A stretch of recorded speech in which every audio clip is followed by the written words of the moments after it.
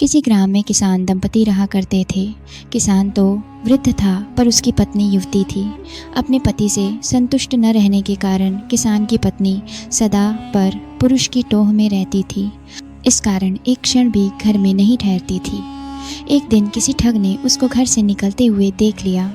उसने उसका पीछा किया और जब देखा कि वह एकांत में पहुंच गई तो उसके सम्मुख जाकर उसने कहा, देखो, मेरी पत्नी का देहांत हो चुका है, मैं तुम पर अनुरक्त हूँ, मेरे साथ चलो।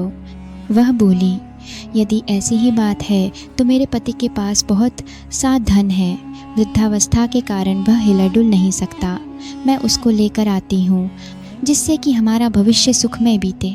ठीक है, जाओ, कल प्रातःकाल इसी समय इसी स्थान पर मिल जाना। इस प्रकार उस दिन वह किसान की स्त्री अपने घर लौट गई। रात होने पर जब उसका पति सो गया तो उसने अपने पति का धन समेटा और उसे लेकर प्रातःकाल उस स्थान पर जा पहुंची। दोनों वहां से चल दिए।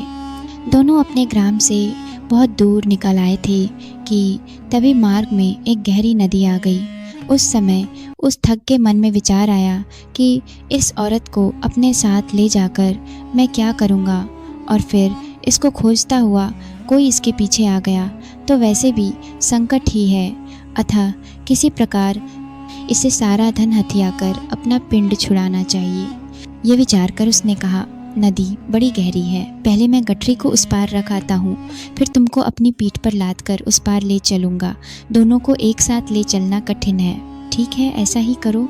किसान की स्त्री ने अपनी गठरी उसे पकड़ाई तो ठग बोला, अपने पहने हुए गहने कपड़े भी दे दो, जिससे नदी में चलने में किसी प्रकार की कठिनाई नहीं होगी और कपड़े भीगेंगे भी नहीं।